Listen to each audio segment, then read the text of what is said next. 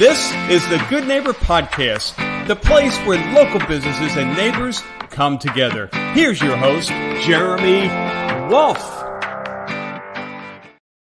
Hello, everyone, and welcome back to another episode of the Good Neighbor Podcast. I'm your host, Jeremy Wolf, and our guest today is Christine Conti, and Christine is with LoKation Real Estate. So I've done quite a few realtors, but I always love having realtors on because the real estate market is so dynamic and it's always interesting getting different perspectives in a market such as real estate. So Christine, welcome to the show. Thanks for having me. No, it's our pleasure. And thanks, as always, to our listeners for tuning in to learn more about our great community and the businesses that serve us. So let's start from the top. I say this every time I have a realtor. Everyone knows what a realtor does, obviously. What do you do specifically, and how do you kind of differ from other realtors out there? Okay, so the type of real estate that I practice is predominantly residential. Okay. I've been licensed here in South Florida for the past 12 years, and I've worked in a variety of residential areas from rentals, sales, buyers, new construction, land for new construction, but that's my primary focus.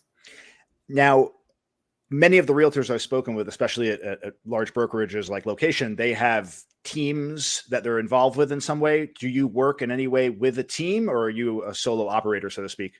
So when I first entered the real estate industry, I joined a large team in West Broward, and that was an amazing experience. It gave me, essentially, I would call it almost like an internship, apprenticeship opportunity. I learned from agents who had been in the industry for years. They allowed me to tag along and really see the business in action. About 3 years ago, the opportunity presented itself with some changes to that team to make a decision on where to go next. And I decided to go out on my own. So I am a solo agent, but I am with LoKation Real Estate, which is a large brokerage here in South Florida. And I would say one of my favorite things about LoKation is, even though there's a lot of us that are individual agents, we really collaborate and work together as a team. We assist each other. We're always saying that we're still learning. No matter how many years you're in this business, every transaction presents new challenges and new experiences. So we're still, working with each other and picking each other's brains daily to get through these transactions. Now, are there any, I know you mentioned that you handle mostly South Florida. Are there any specific areas that you tend to focus on, or is one as good as the next? Like, where do you typically focus your efforts? Great question. So it's really hard to keep your thumb on the pulse of multiple areas, I feel. Yeah. So I focus on Broward County and South Palm Beach County. That's where I live, where I work, where, I'm active. So you can stay knowledgeable about all the happenings in these areas. But because I am with a brokerage that covers the entire state, I have a network of agents that I can connect people with. If they're looking in Miami-Dade or Northern Palm Beach County or any area of Florida, I can find you someone that it would be better for you to work with because they truly know the area.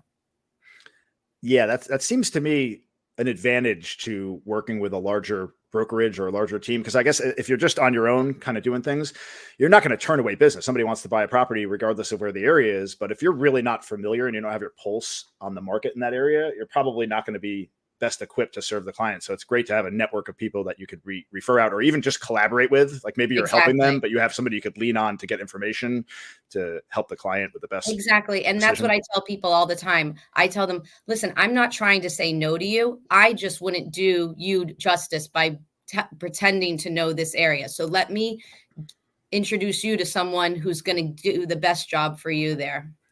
Yeah, for sure. So why real estate? Right. A lot of the people I speak to that are in real estate, they have another life prior to real estate leading up to that. And then something happens and they move into that space. Is that it sounds like that trajectory was similar for you. Let's talk a little bit about the journey kind of leading up. What'd you do in your past life, Christine? So my past life before real estate was in event planning. I went to school, got a degree in event management, built up a ton of experience in that field. I was a wedding planner and special event planner for years. Then I got married and had children, and the special event industry is a lot of late nights, holidays, weekends. And it was a struggle to have young children and work that kind of industry for me. So the opportunity presented itself to learn more about the real estate industry when my family and I relocated back to South Florida. I originally grew up here, left for some time, and then came back. I went through the real estate process and searching for a home and buying a home. And I thought, wow, I had really was the one in our family that did a lot of the work to secure that to work through that purchase. And I thought, oh, this is great. This is a great daytime, although it's weekends, but daytime hour job. And it's so many of the same skills that you use in other fields, working with people and something that's, I always loved working with people and being a part of something that was, special to them, a big event. And purchasing a home is one of the most important things, whether it's purchasing it for your family or making an investment purchase. So I really found that I could use a lot of what I had done in my pre-real estate life and transition into this new career that was kind of really great for a working parent. So you mentioned you left South Florida and then came back, but you didn't mention where you left to. Where'd you go? So after school, after college, Where'd you go to college? University of Florida. Go Gators. Go Gators. I am a fellow Gator alum myself. Nice. Woohoo. Yeah, haven't been back though. I don't think since I graduated. It's been a long time. I need to get up there. Yes, really you do. I've heard it's changed a lot since. It has. When did I graduate? 2001, I think. Oh God, never mind. No, you definitely have to make a trip back. It still has its same. Still got the same flair, but it's just a different. It's had a facelift. I'm sure. Turned around and not know which direction you're facing. All right, so you graduated UF, and where'd you go? Moved up to New York. I'm from New York originally. Look at that. We're like bouncing around the same trajectories here. Where'd you go in New York? The city? Right into the city. Worked in the city as an event planner there for a company. You can have New York City now. I want to go. I want to go away from people. I want to go to like a piece of land in like Montana, where I could have a bunch of property and just relax. The older I get, the more chill I get. Exactly. Well, I got my taste of city life and met my husband, had our first child, and we said, let's get the heck out of here. Let's get back to South Florida. But before we came back to South Florida, he's a pilot. So we bounced around a little because of his career and building time. So I spent some time in Atlanta, where I was also still in the event planning industry there. And then we relocated back to South Florida.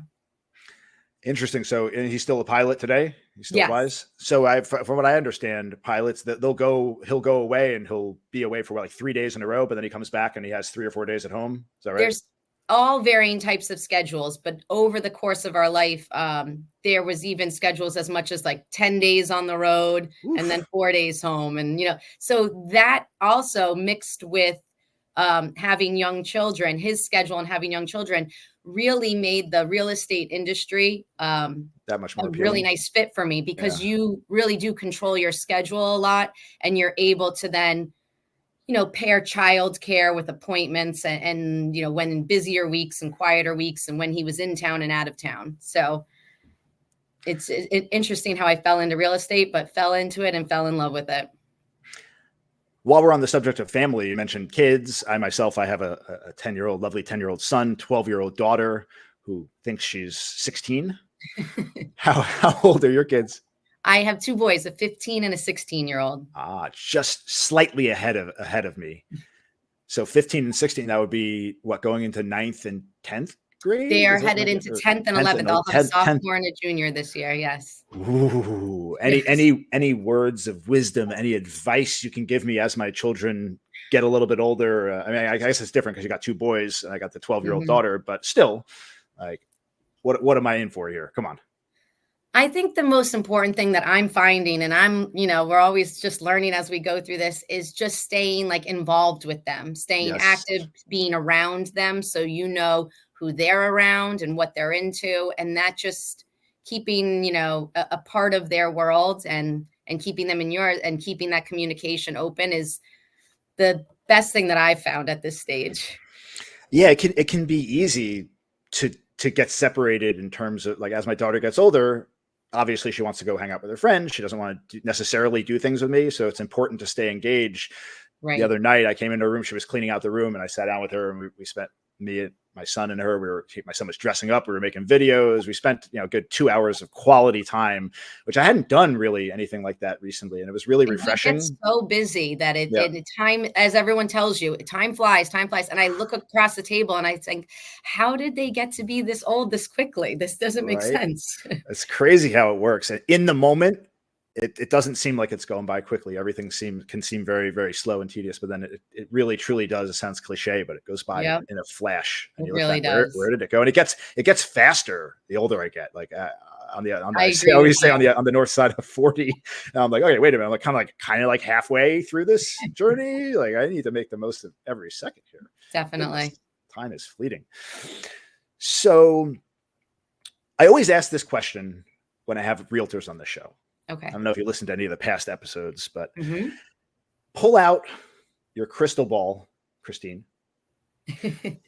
Obviously, we've had quite the roller coaster ride post COVID. The market was bustling for a while. Things, from all accounts, from at least what I could see, things have settled down a little bit. There seems to be, I don't know, more inventory out there. Like, what's your perspective on that? Where are we at right now? And where are we going 6 months, 12 months down the road? Are more foreclosures going to start to come? Are the prices going to come down more? What's going on? Well, I wish I had this crystal ball. It would definitely make my job a lot You, easier. you, I you could borrow mine often, one day. oh, thank you. Yeah.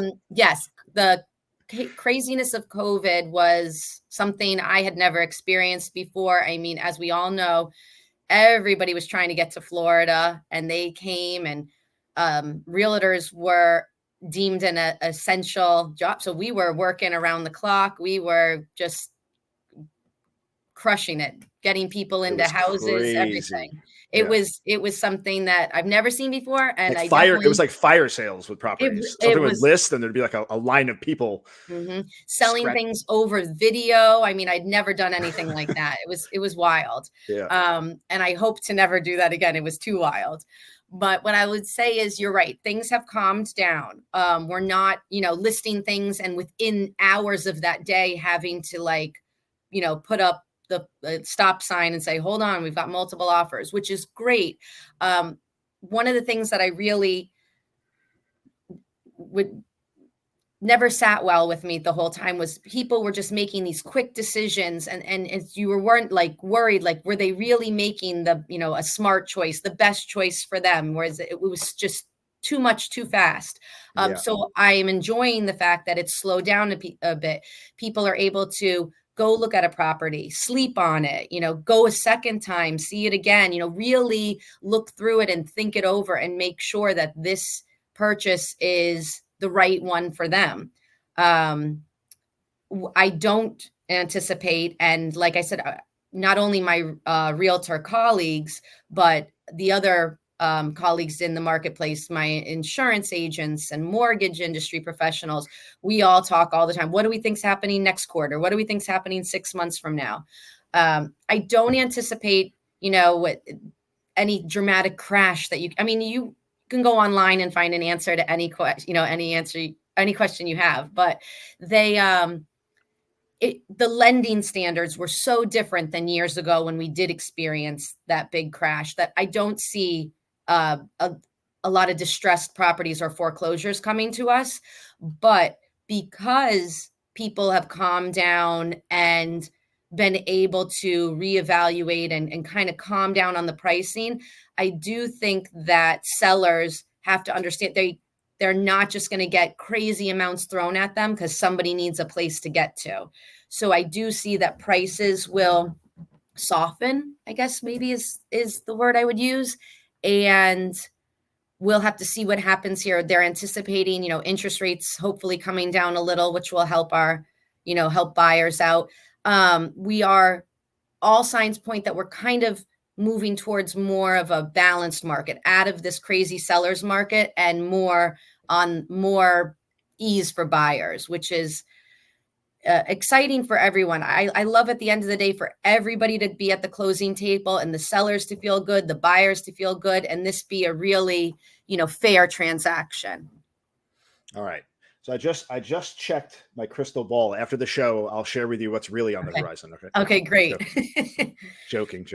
Yeah, no, that's important. I actually experienced that myself during the crazy market when I was selling my house. I had that same, quick to make a decision on something. It's like there's certain decisions that I make in life I don't think much about, like if it's not a huge decision. But something like a house, when you have extra pressure on you, when you're thinking, well, look, if I don't take this offer, am I getting whatever it is, right? If I don't put this offer in, if I don't do this right now, I might lose the opportunity. So there's a lot of extra pressure in those situations. So it's nice to have it kind of calm down a little bit. But one of the things I've seen with real estate, like if it's not the COVID thing, you go back to 2008, it's so swingy over time. Definitely. There's always something that happens. And one of the things that I'm trying to do as I get a little older is just to kind of start to accumulate investment properties. Like one every couple of years, whatever it is, so that when I reach like 60 years old, you have a nest egg of real estate, hopefully earning some rental income. And then you have all the equity in it because over a long enough period of time, everything's going to appreciate. And if you could continue to pay down the mortgage and continue to at least draw some income from a rental perspective, that's why everybody loves real estate. It's great investing. So good stuff. Looking back across your trajectory, across your journey, oftentimes, like obviously everybody wants to have great experiences and we love looking back at cherished memories, and that's very important. However, it's often the most challenging and trying experiences in our life that shape us the most and make us the strongest. And then the types of things that when we're experiencing them, we're like, oh my God, why me? Like, and you're just pulling your hair out of your head. You're like, I don't know if I can get past this. But then when you pull through it and you get to the other side of that and you look back on that years later, you kind of see that as a defining moment or something that helped shape you. What comes to mind in that regard for you?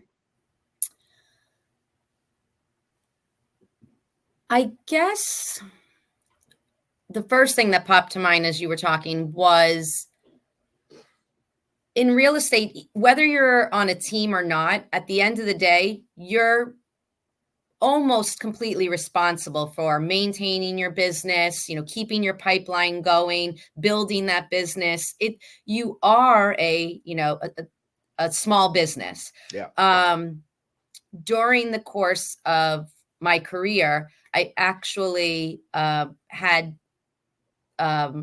both of my parents have gotten sick and passed away. I was lucky and blessed enough to be able to be in a position where I could take care of them and be with them and bring them into my home and just really provide them the best season of that life. But at the same time, knowing that taking away from your business and giving your attention and time somewhere else, what effect would that have on the business that I had spent these years putting my time and energy into building? So the fear of maybe losing the traction, losing the business, losing the income at the end of the day is very scary and challenging. The real estate industry and my colleagues and my clients were so wonderful.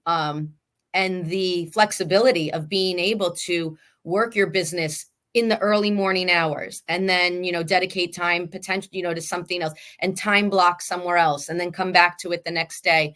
In the moment, like you mentioned, I didn't think my business would survive. Afterwards, when the dust settled and you get, back to it, looking back and realizing what a special group of people I surrounded myself with and clients and an industry, and that I was able to, I never really left it completely, but maybe went a little bit more part-time and then come back to it full-time. That I was able to do that was so amazing. And it was a challenge that I, got through, and I'll never take for granted. It was amazing that I was able to shift things around and make things happen. So important how we frame experiences that we have in Yeah, life, because you can allow events to constrict you and cripple you definitely. and ruin you and depress and put you into states of depression. And I've been there myself. Or you can use these things to motivate you to do better. And it's just, it's all Definitely. about how you frame these experiences. And one of the things that's worked for me is whatever I'm going through, no matter how bleak the situation seems, I have to remind myself that it's always sunny on the other side. Like it always gets better. It never stays that way forever. Yes. You And get bogged down in the sometimes, moment. yeah, and getting reminded of that sometimes is good, because we can get really off focus and focus on It's things very, that don't very matter. easy to get off focus, Hmm. especially as a solo entrepreneur, owning a business, starting a business, and Right. being not having that kind of, I have to be somewhere at this time and I have this assignment to do, where like you make your own schedule. It's Right. easy to go astray. So it's important. And it's so important also not to beat yourself up too much, because I have a tendency to, Yes, I over agree. criticize myself. Same. It's a balancing act, right? It's a fine line. Definitely. Yeah. What would be the one thing that you'd like to leave our listeners with? It can be either about your business or just, I don't know, a piece of life advice, wisdom, whatever you'd like to share. I guess I would let listeners know that I think I find a lot of people, they're the availability of information, and maybe, they're scared of the real estate transaction. It seems overwhelming. There's always things in the news, there's the glossy reports, but then there's also the doomsday reports. It doesn't have to be an overwhelming and negative and stressful, experience. There's interview agents. Align yourself with someone who truly knows gets you, knows what you're looking for, that you feel is going to guide you. There's a lot of pieces to the real estate puzzle. So you want to work with someone that is going to get you to the finish line and help you achieve your goals. It can be stress-free for the most part, and it can be an enjoyable and very great experience. 100%, not just in real estate, but it's so important, because most people are only good at a few things, right? And maybe an expert in only one thing. So it's so important to surround yourself with a team of experts in fields that you're not an expert in. So whether it's real Exactly. estate, having a good financial advisor, having a good insurance agent, life insurance, all these different people, like ideally having good tradespeople, like a good AC person, a good plumber, that, all these people, it takes some stress off you when you do have a problem or you do encounter a situation, when you actually feel comfortable and somebody well enough to call them and ask for advice and actually get feedback from them that you trust.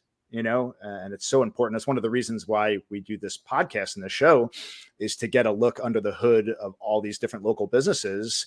So people, when they're making a decision to work with somebody, they can learn a little bit about that person and see if they resonate with them. Because it is important to have your goals aligned with people that you're working with. I couldn't agree more. Yeah. For anyone out there listening that feels called to speak with you, maybe they like how you laid things out. Maybe they're looking to sell their house. Maybe they're like me, they're looking to accumulate some investment properties. Whatever the case may be, how can they reach you, Christine? They can reach me. My phone number is 954-882-9337. My website is www.Christine, Christine Conti, Conti.com. And they can call, text, drop me a request on my website, and real estate's open 7 days a week. I'll get right back to you. Wonderful. We will, of course, put a link in the description to all of your great. contact information for everyone. Christine, thanks for joining us today. This was fun. Thanks so much for having me. That's our pleasure. And thanks, as always, to everyone for tuning in. And we will catch you all next time on the next episode of the Good Neighbor Podcast. Everyone take care. Have a wonderful day. Bye. Thanks for listening to the Good Neighbor Podcast, Cooper City. To nominate your favorite local business to be featured on the show, go to gnpcoopercity.com. That's gnpcoopercity.com, or call 954-231-3170.